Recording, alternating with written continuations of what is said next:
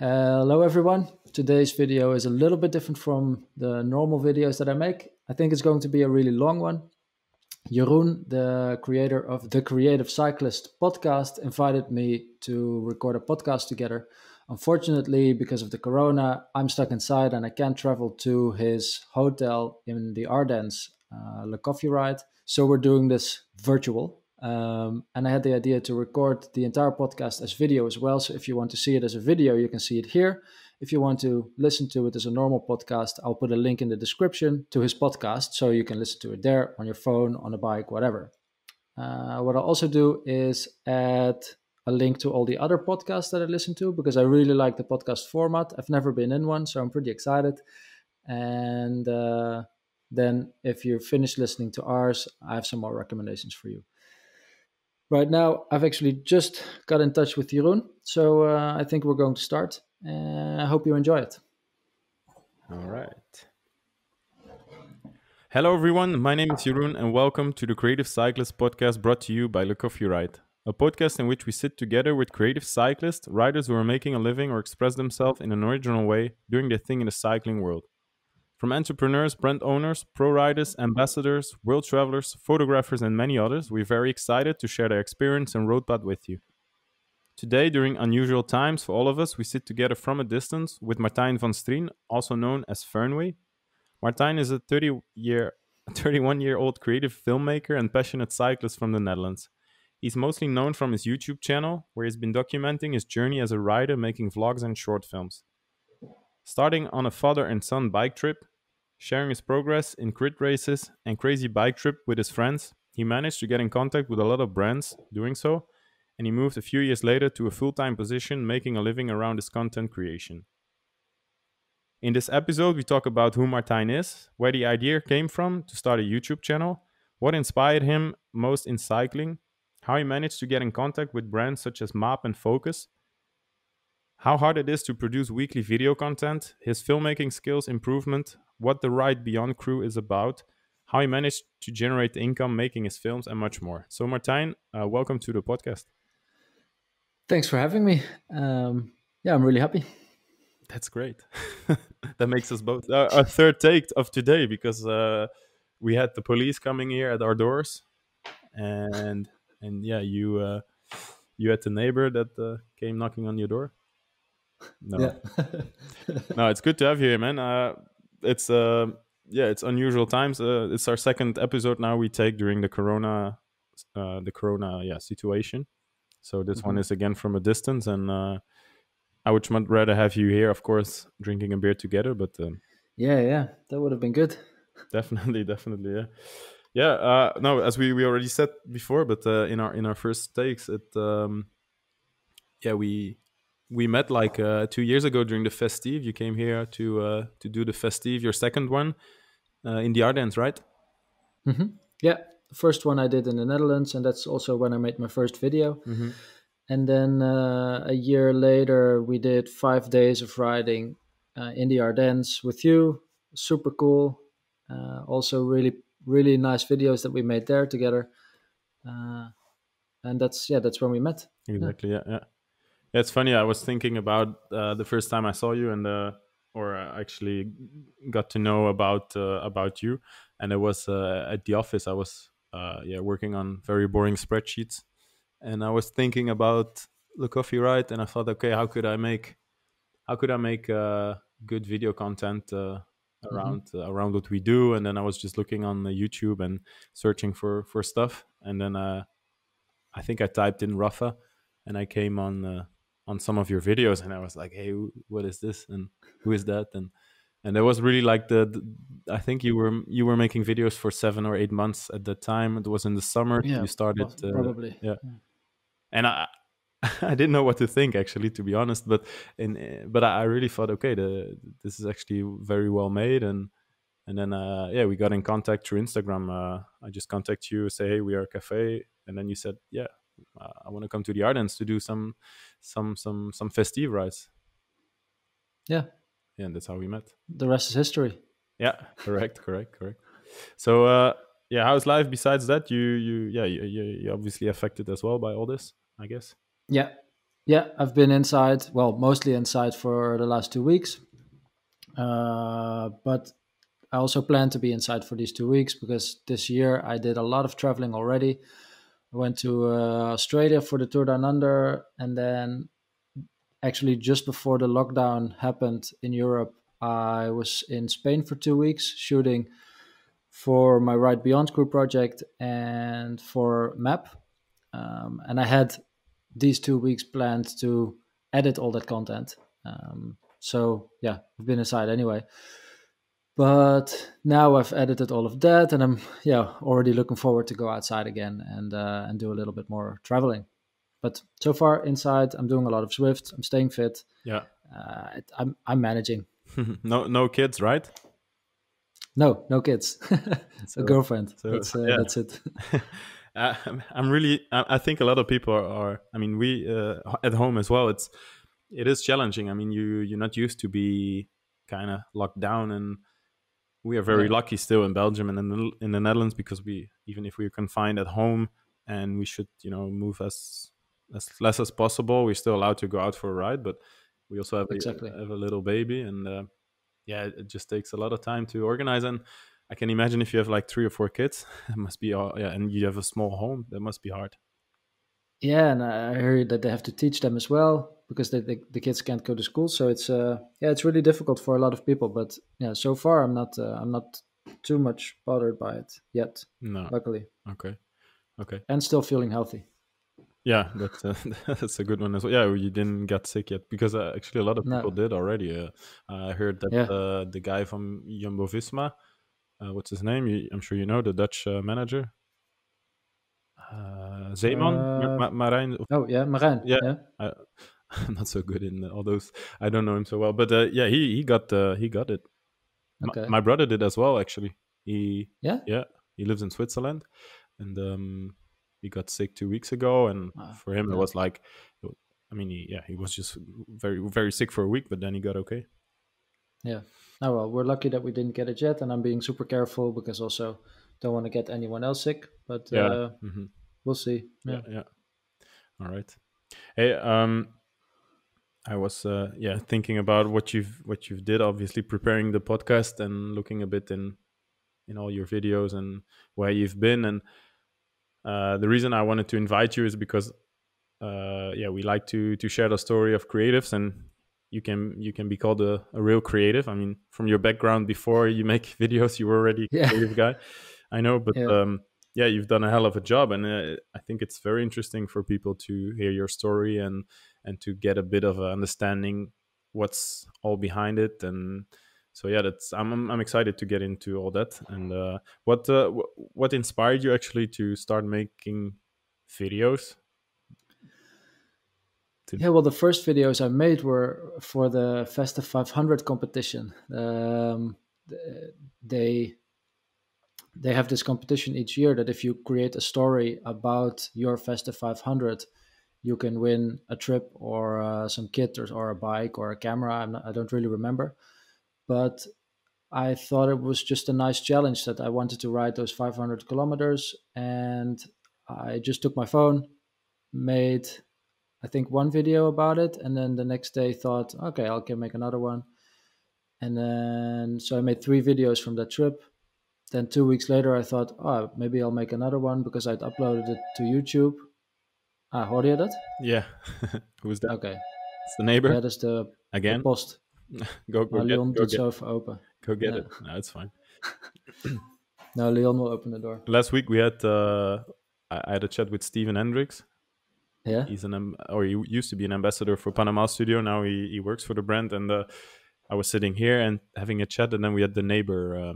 She's the daughter of the neighbor. She's 11 years old, and she just walked in the cafe. Hey, are you almost done? Yeah, that's funny. But yeah. So go ahead. So I made these first 3 videos during the Festive 500, uploaded them to YouTube, got a lot of positive responses, and then I got hooked kind of. Then I made another one 2 weeks later, and another one a week later, and then before I knew it, I was making weekly vlogs about whatever I was doing on a bike. Mm-hmm. Okay. and that's still pretty much what what it is right now. But you have a whole Except background. I mean, I saw as well your website, your personal website, I think, and it talks also about your job as a design, not a designer, but how do you call that in English? What you've been doing before? designer. Designer, is it? Yeah, Okay, sorry. yeah. I, No, I studied design and then I did fashion design for I think 5 or 6 years.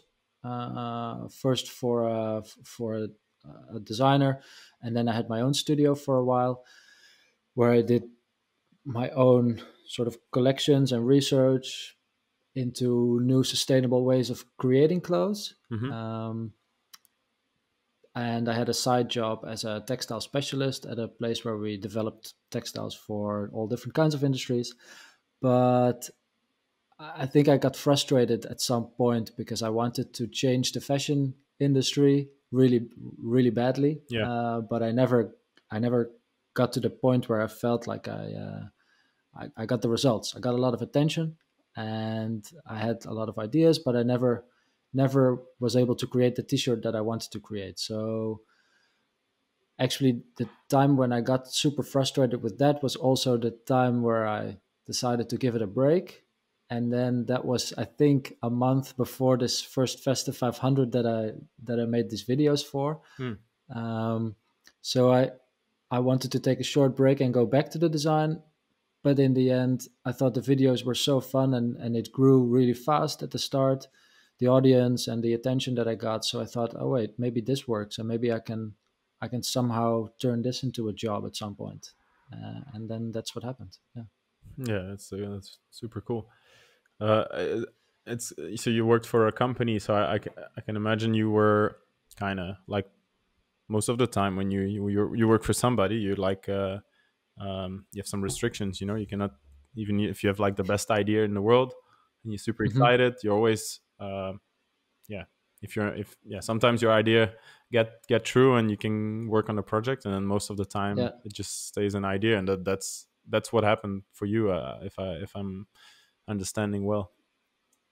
Well, that's why I got bored of the side job as well. But the biggest frustration was that even in my own company, where I tried to really make a difference and develop new methods of producing this clothing, Hmm. I still couldn't get where I wanted, and I still couldn't get the funds that I needed. And Yeah, I I just understand. felt that I was doing it on my own, and I felt that I needed other people to join, but I couldn't find a good person. I just needed a break. And now in hindsight, I've realized that I never really enjoyed what I was doing then. I Hmm. just felt it as a sort of calling.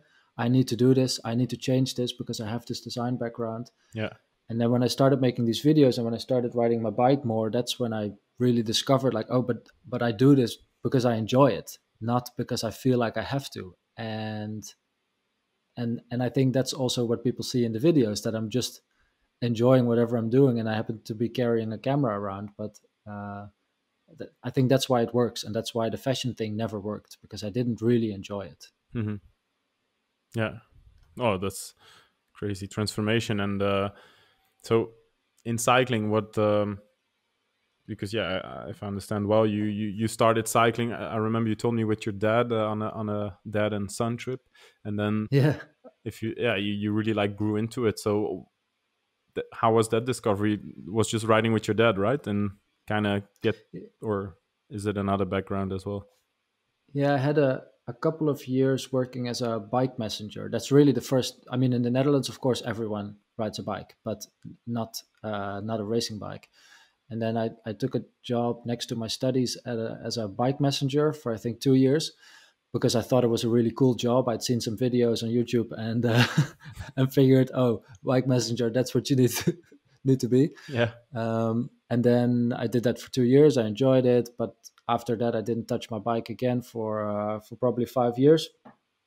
Um, and then I think about 4 years ago, my dad asked me if I wanted to join him on a trip to the Pyrenees because he wanted to ride his bike there, and he didn't have anyone else who would do it with him. And I was like, yeah, sure, let's go. So I dusted off my old bike, um, did 2 months of training, And then we went to the Pyrenees together, and that's when I really fell in love with it, because all I'd ever ridden was through the city on a fixed gear bike, and this was on a racing bike in the mountains, beautiful scenery. It was a completely new world for me, and I fell in love, and after that I've never sort of looked back. Yeah, that's cool. Because when you look at your, I mean, from a racer background myself, and the few times I ridden with you, you really have a.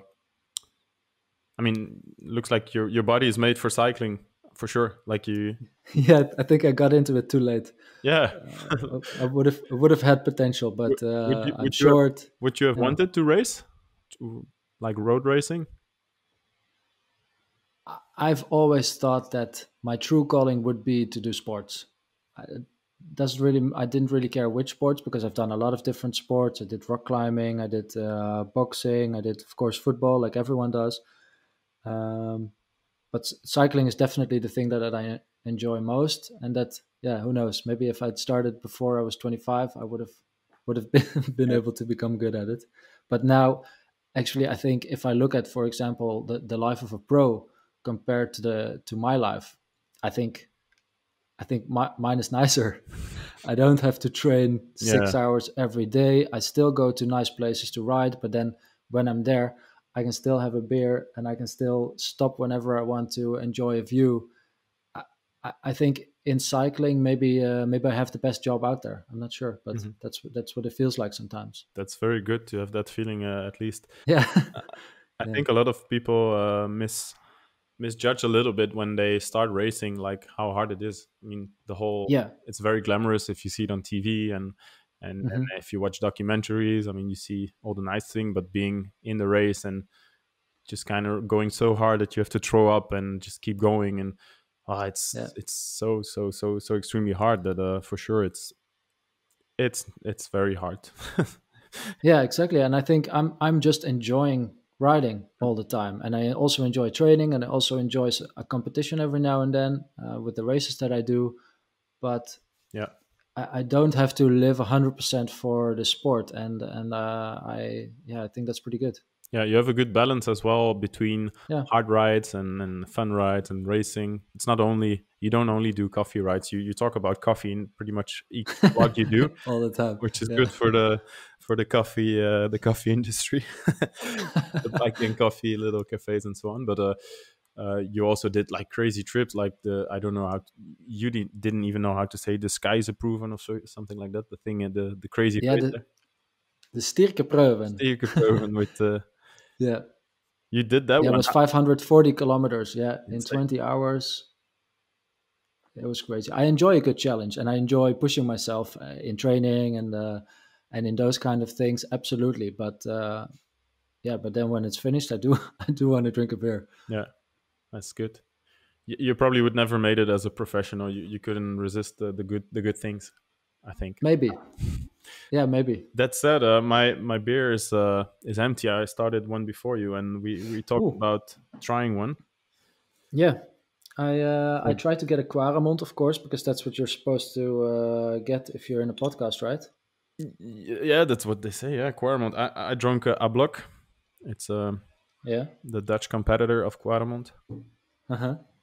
but it's empty. I'm Well, I gonna. got What do you have? I got myself a Rochefort Trappist, Okay, the number 10. that's I shouldn't At be. least it's a Belgian beer. Yeah, that's a very good one. I'm gonna get one from the bar. If you give me 1 minute, I'll be back. Yeah. So in the meantime, I can tell you guys a little bit about this beer. So it's a Trappist beer brewed by Trappisten. They are monks, I guess you could call them, and you are only allowed to call your beer a Trappist if it's still brewed by actual monks. That's true. And it's very heavy beer. I think this one is it's 11.3%. I drank a bottle of wine yesterday that had less alcohol in it than this. Um, but I haven't had this one in a really long time, so I think it's a good one for this chat. Yeah, I'm taking it easy with the Quarmont. I mean, I'm taking it Quarmont because after you, I actually have a chat with another guest. So Ah, I shouldn't be. Yeah, we take two. shouldn't be drunk. No, at least recover in between the two. Yeah. Cheers, Right. Martijn. Cheers. Okay, my next question is about video making. How hard is it to produce the weekly videos? I've seen Stacy Neistat or what? Casey Neistat. Casey Neistat. I think he's Yeah, Mister. I think that he was the first real vlogger. Mhm. He started, I think, 15 years ago or something. Really, at the early days of YouTube, before anyone else figured it was cool to point the camera at your own face and talk about whatever you're doing. And he does daily vlogs every now and then. Yeah. I definitely couldn't do daily vlogs because for me the challenge is mainly in creating a video that is aesthetically and sort of cinematic. That I, I see I see it more as a challenge to create a really beautiful film every week, and I'm usually the subject, but it takes a long time. That's what I'm trying to say. The uh, actor is very the, complicated, so that's why. yeah, well, the editing process is really complicated. So shooting a video is easy. I just ride my bike and I take the camera out and ride without hands or with one handed and film whatever we're doing. Mhm. Try to hold it as steady as I can. But the editing usually takes me a day to put a video together, and that's why I think one video a week is enough. Mm, Yeah. yeah, uh, But that's already and hard. I can yeah. imagine. I mean, you have to figure out a subject each week. Of course, there are some tricks you can do. One trip, three videos, so you've got content for 3 weeks. But still, Hmm. Yeah, sometimes it's difficult to come up with an idea, but and especially at the start when I was still working pretty much full time next to it, a regular day job, it was difficult to do something exciting every weekend and then to film it. But now, to be honest, where my work has shifted from doing that to actually making videos for cycling brands, I'm on my bike every day, and I'm traveling a lot. So yeah, it's kind of easier now to come up with subjects than when I started. also documenting your journey towards all you're doing now, collaborating more and more with brands. It's itself an interesting topic as well. So I think that helps. Exactly. Yeah. Yeah. So this one video a week is subject wise isn't that difficult anymore. Just still have to find the time. Yeah, Yeah. yeah, cool. And did the quality improved? I think at the beginning when we talked about it the first time we met, almost 2 years ago, or is it? Yeah, you said that you didn't consider yourself at that time as a filmmaker, but I've seen your videos improving quite a lot, and now, like you said, you're working for brands and producing really professional videos for them. So that has been quite a progress. I can imagine. Yeah, I think now I do see myself as a video maker. But the first vlog I made was the first video I ever made. So back then I really didn't know what I was doing.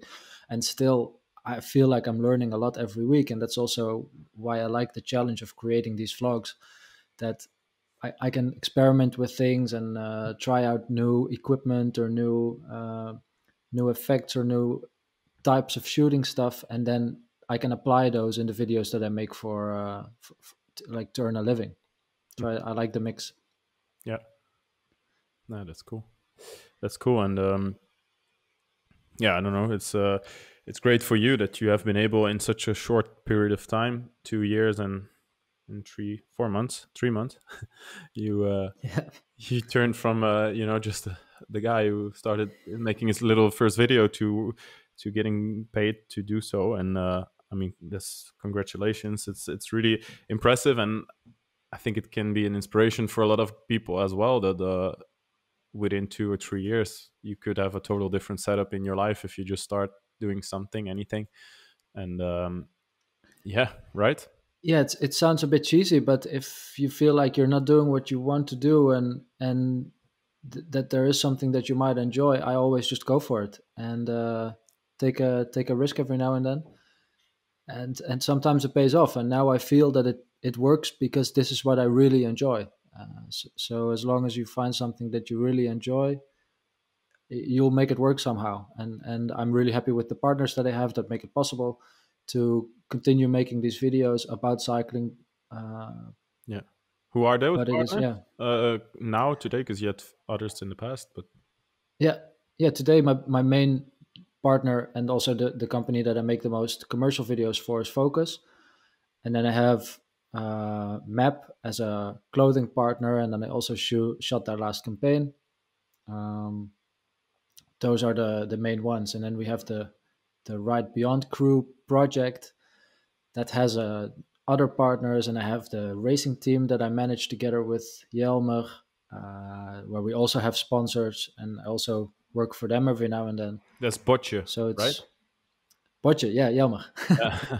I only know Yeah. him from social media. I haven't met him, but he looks like a funny guy. Ah, yeah, yeah. Well, the racing team is called Botje Racing now as well, named Oh, after him. So he's very happy about that. okay, okay. And how are the guys at Map? What kind of brand is it? I know. I think I saw in a video somebody saying that. Uh, yeah. Anyway, that they were only 6 or 7 years old. Is that correct? Yeah, I think they are. They're relatively young. Of course, it's an Australian brand. So I met the guys for the first time when I went to the Tour Down Under in January. Really cool bunch. I think it's only maybe 10 people that work for the brand. So I really like the attitude they have, and they're all sort of our age, just having a good time, riding their bikes, creating really stylish clothing and really good quality. So Yeah. yeah, I'm really happy to work with them. Yeah, that's cool. I remember 2017. We made a little team at Eddie Merckx, and it was a bit inspired by actually the Map and Ritte team. Don't know if you remember, but Yeah. they No. no. Well, if you look back on the Ritte, do you know the bikes Ritte?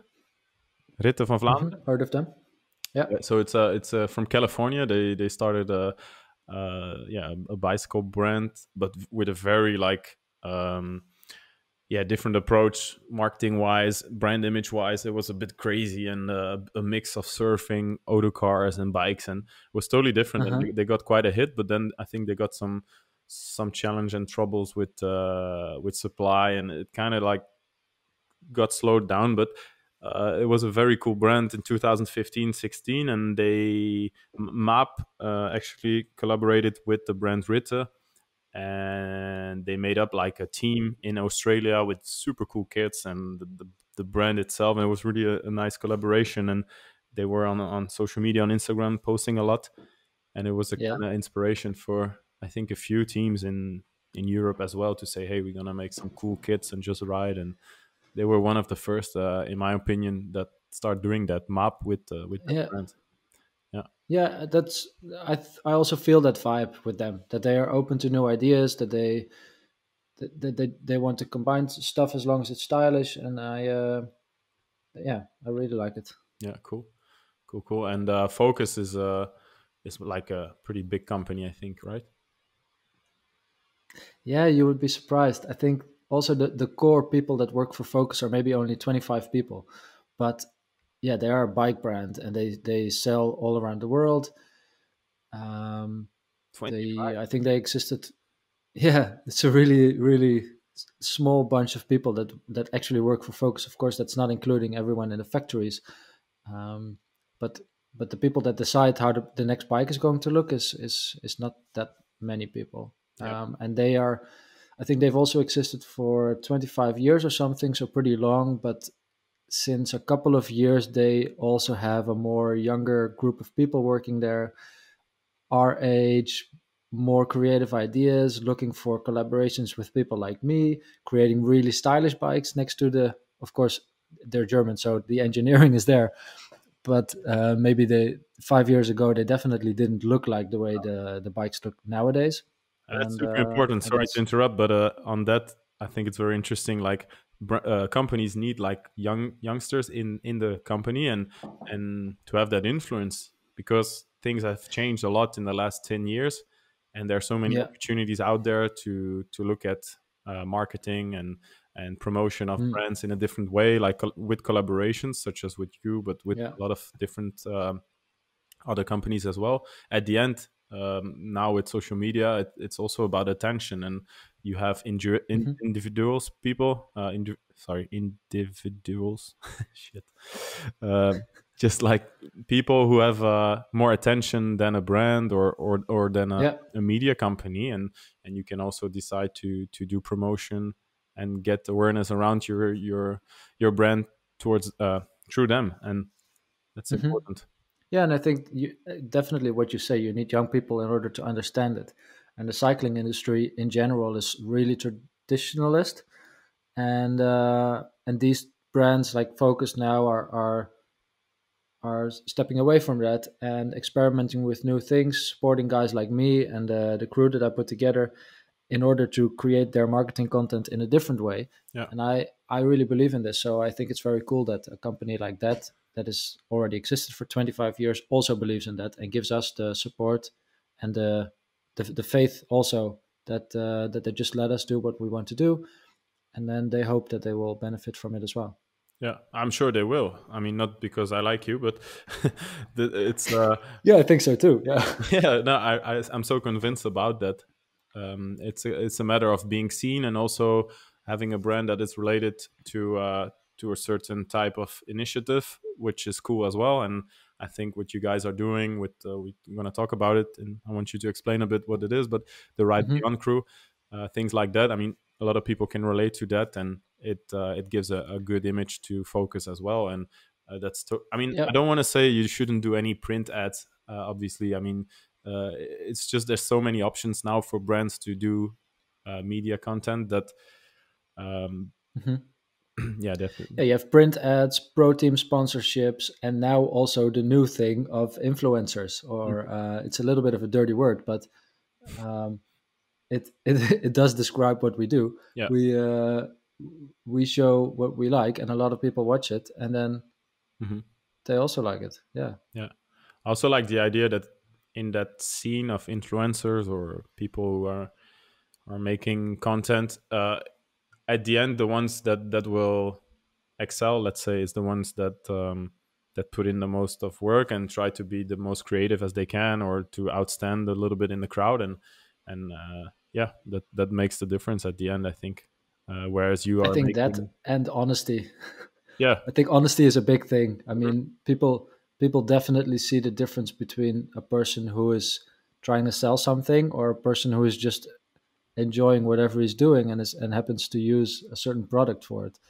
And that's what we are trying to do, or what I'm trying to do always. I mean, I use a Focus bike because I like the bike, and I'm not trying to sell anyone the bike, but uh, I'm just showing how fun life and riding can be, and that's what people want to see. yeah, That's it's a what you want to story. see if you're, Yeah. yeah, Yeah, and then you're sharing a story, and you're doing interesting trips, and you're going to yeah, interesting places, I think, and that's interesting to follow. And then in that you will see the brand Focus. But yeah, you're not like telling everybody buy a Focus. I mean, the ones who like it will like it, no, and the ones who don't, yeah. And if you don't, it's fine. yeah, like, There's other bikes as well, yeah, but I just like this one. yeah. No, I imagine that it's actually a very nice one. The new Aero model. What's the name? The Isalco Max. He's Alco Max. Yeah, Yeah, it looks quite light as well. I don't know. yeah. It's really a mix between an aero bike and a lightweight bike. It's they're not trying to build three different bikes for three different like they're not trying to build three different bikes that a person who wants to ride Focus should buy three different bikes, but they're making it for people like me. I mean, I would invest in one good bike. I wouldn't buy three different road bikes, one for when I went to France, one when I ride in the Netherlands, and one for when I race. I just want one bike that can do it all, and that's what they make. So they Yeah, make a DSL Max, which is a relatively aero bike, a relatively light bike. It just does whatever I want to do with it. Even light gravel. It fits 30 millimeter tires. I really can do whatever I want with it, and that's what I want, and that's what they think people want as well. Yeah. Yeah. Well, for sure, for a lot of people, it makes sense to have an all rounder, and Hmm. most of us cannot or don't want to pay for 3 bikes for each thing. Yeah, I'm actually trying No, now that's to ride. yeah. I got a gravel bike from 3T, Hmm. and I'm trying to put like good carbon wheels in it, so to ride on the road and in gravel as well. I haven't Yeah. Did you mounted. get the Explorer? Yeah, yeah, Super cool. yeah. It's a funny bike. It's Yeah, more than funny. It's yeah. It has a character. Yeah, it's quite special bike, and I'm definitely. pretty confident that it will be good on the road. Yeah, yeah, I think so too. I've only seen it used on gravel, but for sure, if you put road tires in it, road wheels, road tires, Yeah, it came in. will be good. It came in with 27-inch wheels from the factory, Hmm. so there were like very thick tires, like mountain bike tires on it. Yeah, yeah. So that's really nice. I mean, if you want to go in the Ardennes, there are nice gravel roads, but sometimes you come into very technical parts as well, where it's because I took you there Yeah, the time. I felt really bad that time, but yeah. anyway, so for those type of technical parts, it's nice to ride 27, but even with Yeah. 28, I think you can mount 40-inch tires, and then yeah, I'm excited to try it on the road. It looks pretty Hmm. fast, so should be okay. And Yeah. I'll have 2 bikes now, that one and the Eddie Merckx, the old vintage one, which is doing Uh-huh. okay. It's not as fast, but Yeah. it just yeah, it's just cool. Yeah. I also still have 3 bikes, but they are for 3 very different purposes. I have the gravel bike, I have the Isalco road bike, and then my fixed gear bike for racing and Yeah. for the track. Okay. Okay. Yeah. Hey, Martijn, I was wondering how hard is it for a guy who makes a lot of vlogs and film, kind of is a part of his life, to keep a private life next to it? Do you find that easy? Is it easy to make that split, or sometimes is it a bit awkward? Well, I think awkward is the right word because often when we go to places where we've never been before, people will come up to me or people will look at me funny, and that's because they know me, Mm-hmm. but I don't know them. So people think that, or they assume, I don't know. It's a weird interaction. I like it because if people watch my videos and want to tell me that they like it or just want to say hi, definitely do it. But sometimes they forget that they see me every week and I don't see them every week. Yeah. So they're like, "Hey, Martijn, how are you?" Blah, blah. And then I'm like, "Do I know this guy or do I not know this guy?" Yeah. Um, so it's funny and it's awkward sometimes, but still, I mean, in the video, I show what I want to show, and if there's something that I really don't want to show, or that Leon really doesn't want me to show, then I don't put it in. So I still feel like I have control, and I actually really like it when I'm out somewhere and people come up to me and say hi. So it's yeah, I enjoy it. It's like I have friends everywhere in the world now. Yeah, It's cool. Yeah. It's I think the life of a lot of pro riders as well. I mean, yeah, people watch them on TV, and you also. yeah, I mean, we all know that feeling. Like you think, like, yeah, I know the guy. I've been watching yeah. him on TV for 10 years, and then you Uh-huh. meet him in person, and it feels like you know him, but actually he doesn't know you. So No, yeah, no. And it's funny that the people that are in my videos a lot, so my girlfriend, the guys from my team, they also get recognized on the street or in the supermarket or when they're on a holiday. It's really funny to hear the stories of those encounters. yeah. What's the worst thing? I mean, is there a bad experience you like to share From from being meeting people, recognized? I don't think I've had any bad experiences. No, not none. People always, I mean, often people are a little bit scared maybe to come up and say hi, but I think they always just should come up and say hi because I really enjoy it. But sometimes you see people that you think like, he knows who I am. He wants to come and say hi, but he doesn't dare to, and then it's a little bit awkward. But otherwise, only good experiences always. Yeah. Okay. I think the best story is actually from Grinduro, a gravel race we did last year, where it was in Scotland, and we were there with the team. And Kai got a flat, so he dropped off because we were trying to set a good time at this race. So he dropped off the back and had to change his tire, but he didn't have a spare tire with him. And then I think in 3 minutes, 5 guys stopped and said, hey, Kai, can we help you?" Because they they knew who he was from the videos, and they wanted to help him out. So I think that's probably the best the best story. But it's all good. Yeah. It's great that you came to make some videos around the Ardennes and being with us as well. We actually had quite some people, a few from Germany as well, that got to know the coffee ride through your videos, and they came to us spending the weekend with friends thanks to that. And actually last year in the winter, we had a few guys from France, and they came for the second time. They came because of you. I mean, they got to know us because of you, and then the second time there was the same weekend where you were staying here. So there was like, we met them. Yeah.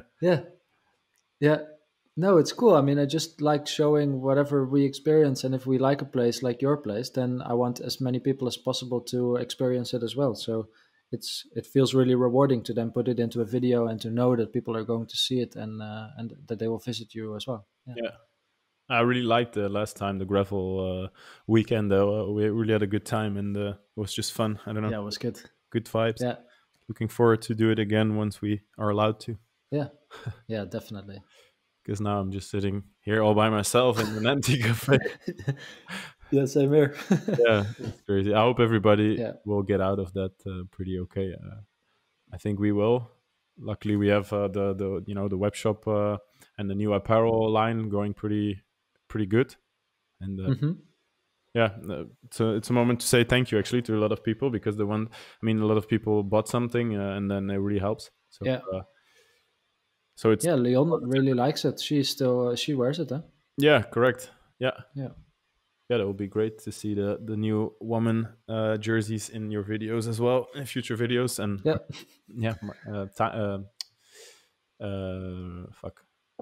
Mike, sorry Mike, I forgot your name.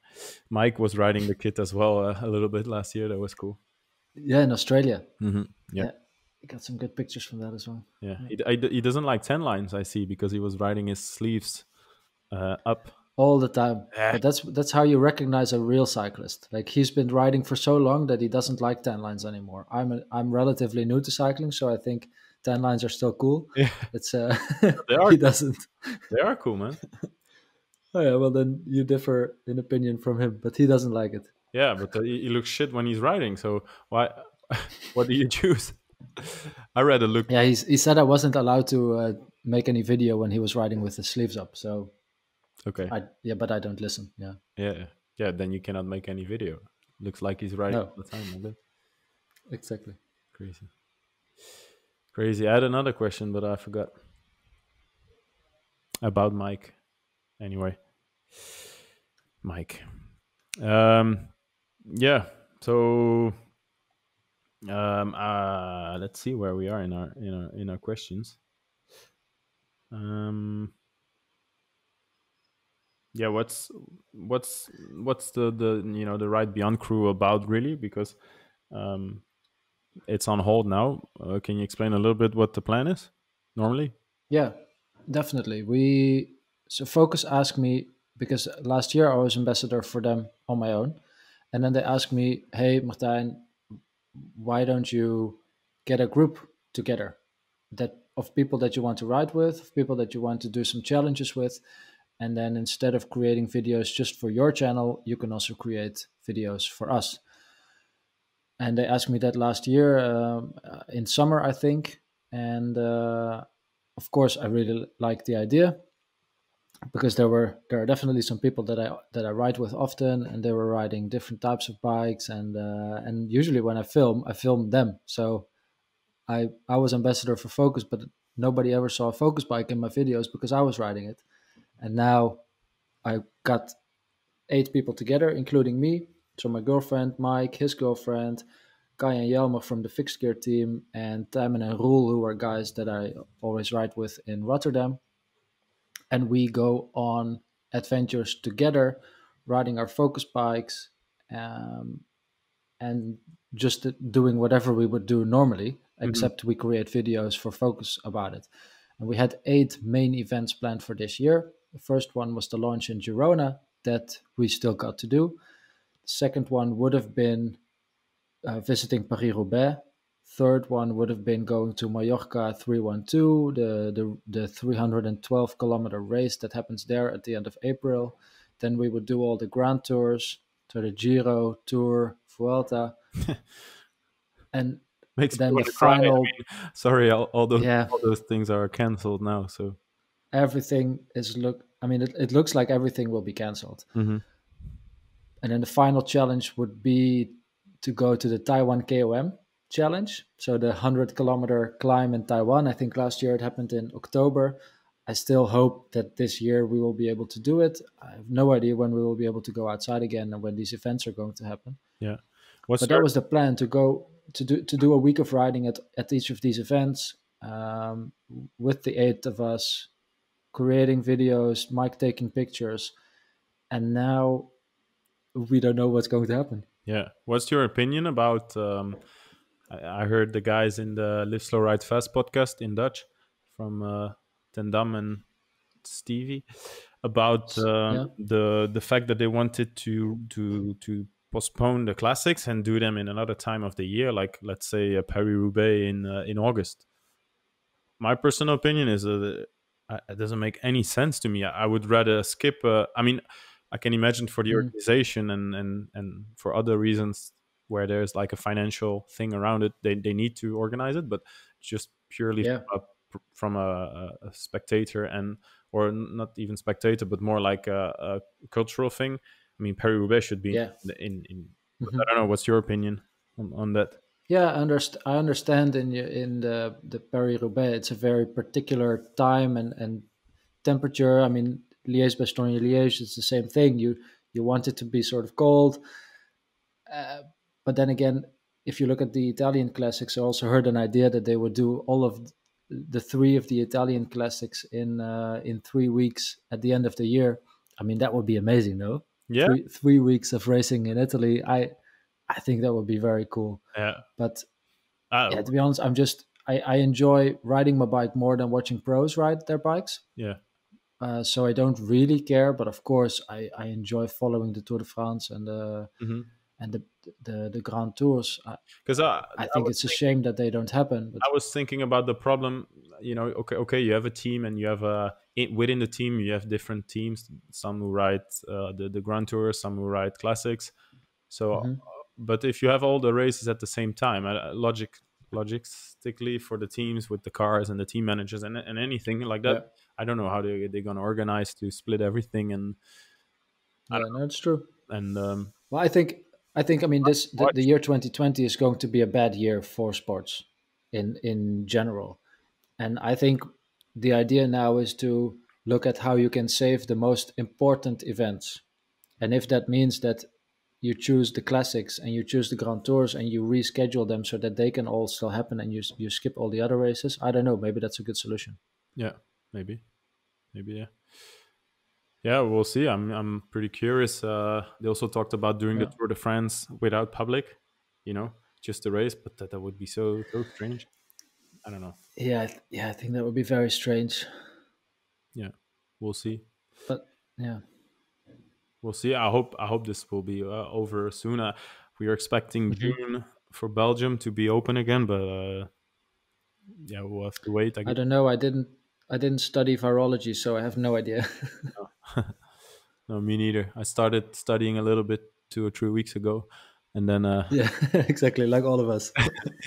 and then I moved again to yeah to doing my thing and yeah just kind of continue with life and the things. Yeah, I think it's easy to lose focus on your own path with all this happening and then start to delve into other things you actually don't really want to. Or I don't know. Hmm.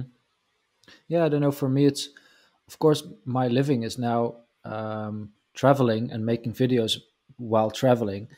And because that's not happening at the moment, I really have to be conscious all the time. Like, okay, what can I do? What can I do for these brands that normally I create videos of me riding their bikes and their kit in the mountains? How can I still be of value for them? So I think I'm not trying to look ahead at how long is this going to last or what am I going to do after. I'm just really in the moment thinking, what can I do now that I can still make a living and that I can still create interesting videos for people that are also stuck inside. So I'm not.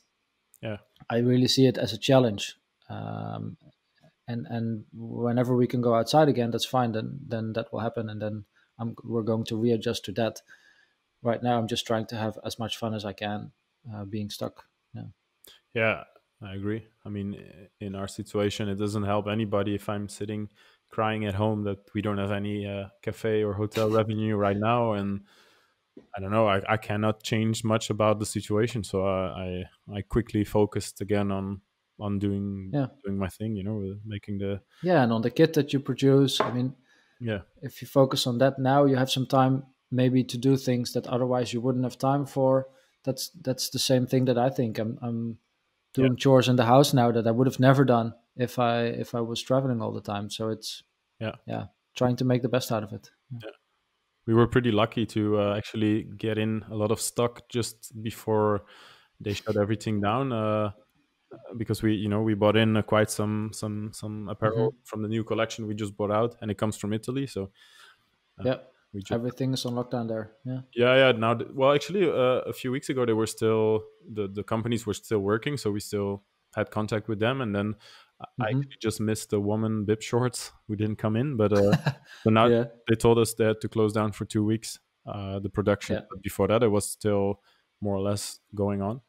Even though Yeah. on the media I saw that everybody was sitting at home, but yeah, apparently they didn't. And we also were pretty lucky with. I mean, we made we organized a shooting day with some friends here, and it was literally Hmm. the day before they didn't allow any group rides anymore. So we were just one day Yeah. before that, and yeah, it came totally by surprise. The whole thing actually, I totally didn't see it coming, No. and all of a sudden, No, me neither. We left the Netherlands to go to Spain when nothing was wrong. There was just Corona was just something in China, and then when we were coming back, we were worried that we wouldn't be able to fly in from Spain to the Netherlands because they were closing the airports and stuff. mhm, So it's yeah, a lot happened in a really really short time. yeah, I literally like had my last day working for Action Sports. I brought everything back on Friday, so it should have been like a kind of special day, a bit like Uh huh. you know, uh, being happy about it, and Goodbye. Yeah. yeah, and to make to realize that you make the step moving forward, and then the same day they announced that we had to shut down. This was really unreal. Like what's happening? Yeah. Stepping from a real job into a hotel and then the hotel being closed down The next on day, that day. the same Yeah. day, we got all the cancellation coming in, and then the next Yeah. day we had to close down, and I was like, yeah, okay, yeah. Anyway, we'll survive, luckily. So Yeah. it doesn't last 4 or 5 months, of course, but yeah, Let's hope so. Yeah. for sure. And yeah, I'm sure some people are way worse and have a hard time. So I wish them Definitely. yeah, Yeah. to hang in there. As long as we're healthy, we are lucky, I think. Yeah, yeah, I agree. All right, and so, what are your next plans now? Then, if you are locked inside, I suppose Swift is a good option. But do you have any other ideas? Um, well, yeah, I do a lot of Swift now. I race there, I train there, and I did so in the winter as well. So I'm just going to continue that a little bit longer. In the Netherlands, we can still ride with two people. So I'm still riding with Leon. She doesn't know yet, but I booked us a cabin for in 2 weeks when it's my birthday. So we can do a little bit of bike packing in the Netherlands.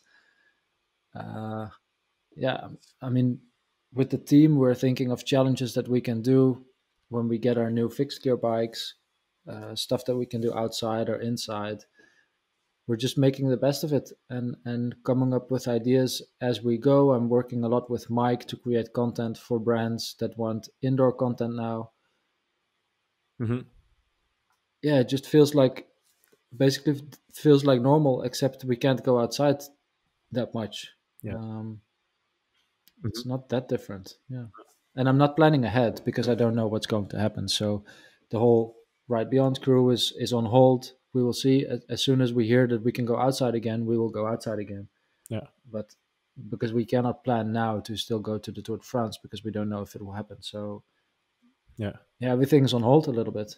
Yeah. Still have a free spot in the team or not? If you're looking for somebody, I know somebody Well, I think we should get our Right Beyond crew van at some point soon. So if we do trips then and there's a spot free, I will let you know for sure. yeah, I can cook good sausages on the barbecue or Yeah, for sure you can. okay. Hey, and what about the other YouTuber guys? I mean, there are a few probably your followers watch as well. I think about Francis Cade and uh, Hmm. mm, no, there are some other guys. Do you have contact with them right now?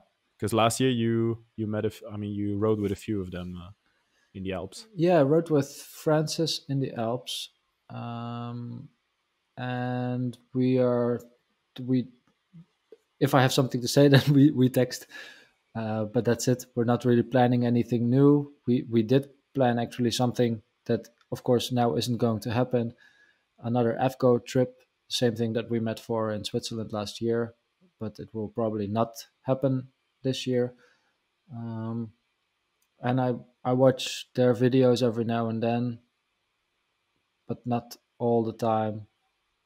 Yeah, I don't know. I just yeah. it's yeah. Francis post every day.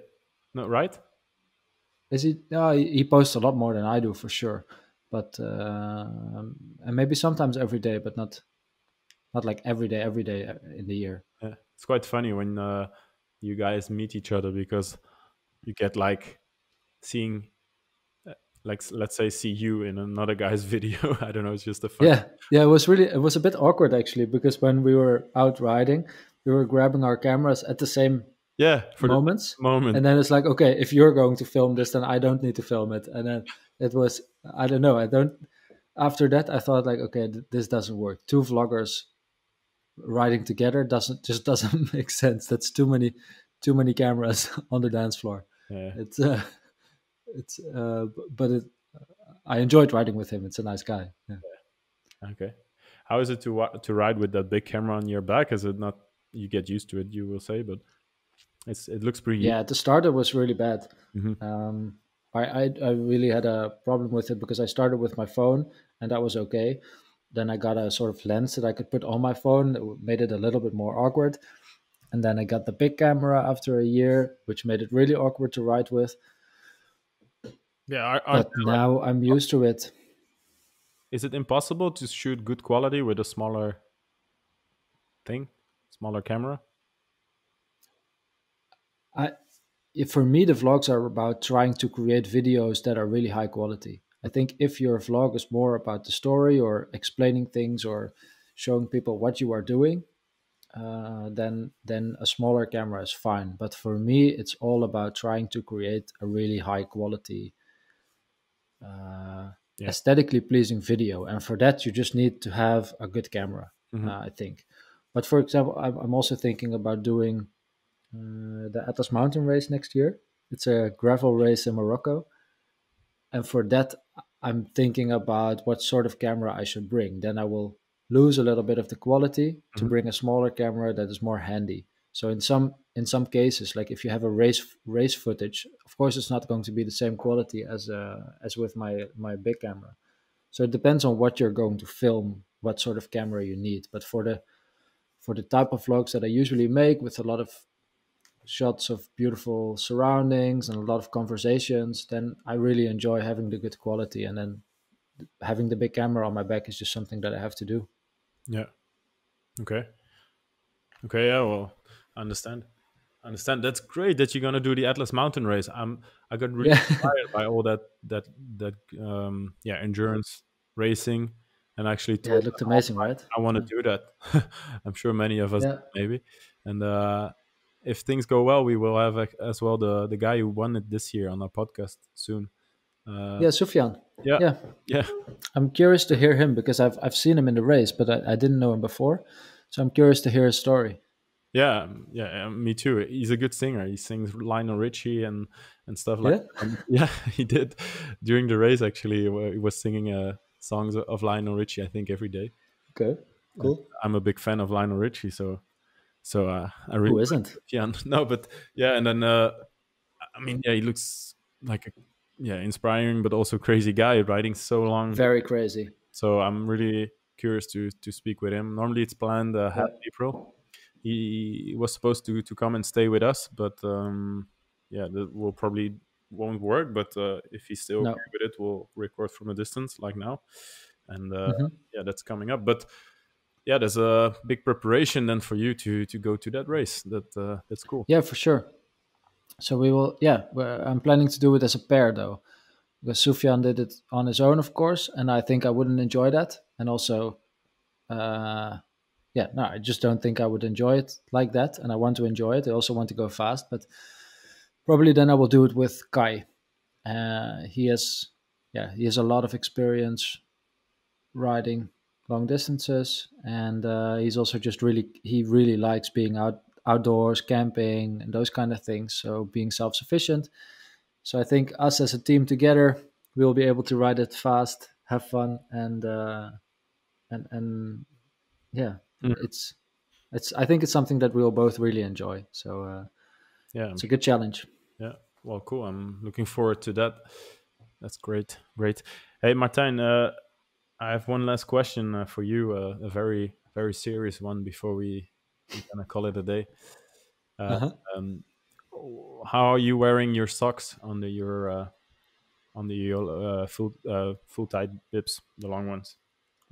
What? How? What's your age, Jeroen? My age, Yeah, I'm 33. 33. I'm 31, and I think well, I wear them over my warmers, Okay. but I really truly believe that it's a generation thing. If you're in the generation that thinks Mathieu van der Poel is the best bike rider ever, you wear them over. Yeah. If you're in the generation that thinks I don't know, an older guy uh, is the best bike rider ever, then you wear them under. But he makes a difference for me. If it's good for Mathieu, then it's good for me. So I wear them over socks over warmers. Laurens, Stefan, Steven, socks over warmers. Well, I'm sure Stevie will be happy with this one. He needed a little bit of backup because everybody was kind of, Yeah, you know, I think Lawrence picks the right guys to ask to ask. yeah, for sure. Mhm. No, but me and all my friends always over. I think the stylish people they wear it over. I support Lawrence though. I've always ridden them under, and the big champion Van den Broek would laugh at us if. Yeah, I heard the podcast as well. That's funny. Yeah, crazy. Okay. Yeah. Well, cool, man. It was a nice chat. Is there anything you think we should add before closing, or Mm, how no, not really. how far are you I'm with trying to think. mine? Is Far with what? well, have you drunk up your beer? Almost. I have, yeah, I have a little bit left. I still have quite a lot left. Actually, I forgot about it. I was Um, too focused on the chat. Asking the right questions. No, yeah. I just hope everyone is having a good time inside. I mean, that's basically all we're thinking and talking about at the moment is how we are handling this situation Hmm. with the coronavirus and being inside. And I'm really enjoying myself still, and I hope everyone else is too. I hope I see everyone riding on Swift. I have another I have a test meetup tonight with the guys from Focus because starting on Thursday we will probably organize weekly group rides so everyone can join those and have a chat. We will probably do a live stream every week during those rides so we can answer questions. People can discuss stuff whatever they want. I'm really excited for that. It's a completely different way of interacting with the people that we create our videos for. So Yeah, I like it. Okay. All right. Are you going to join? Do you ride on Swift? I've tried one time, and it's really not my thing. I Yeah, but you don't have a trainer at home. No, I have a very old one, like with three rollers, and you have to kind of get stay in balance. Oh yeah, yeah, yeah. But I really hate it actually, and I read a Well, that of course you hate that because it's boring. I do it as well to warm up for a crit race. We use those as well. yeah. But riding on Swift and having social interactions and racing is a completely different story. You should Yeah. try it. No, I tried. I tried one time with a friend of mine who has a little training center, Gaetan Bill, Mhm. and he's a former pro rider for Lotto, and he started a winter indoor training center where they have Swift. So I tried Yeah, there. I did one session, which was okay, but I don't know. I rather go actually run.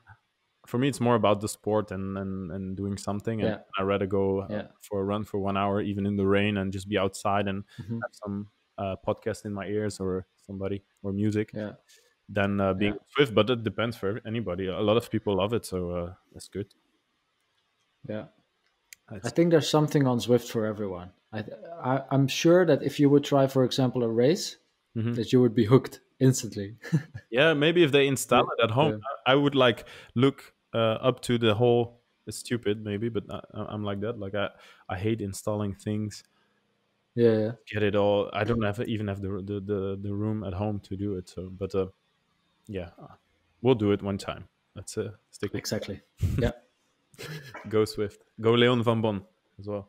He's a big yeah, for Swift. yeah. See him in races every now and then. Yeah. No good. All right. Well, I think we're gonna call it a day. Martijn, thanks a lot Hmm. for taking the time doing this session with you, and also thanks for the idea to film it. And Yeah. I'm I'm curious how this will turn out. yeah, me too. Me too. And yeah, no, it's a great opportunity as well for us to again to come in your videos and to reach new people. So that's great. I'm gonna yeah. So thank you again, and for the listeners, thanks for being on this sixth episode of the Creative Cyclist podcast. You can follow us on Instagram at the Creative Cyclist Podcast. Thanks as well for the people who've been supporting us through the web shop of the Coffee Ride. It really helps during these days, and yeah, it's a great feeling. So thanks a lot for that as well. Martijn, we can follow you for those who aren't yet on YouTube at Fernway and on Instagram as well. Yeah. Same thing. And yeah, well, until the next one, take care, everybody. Yeah. Bye bye.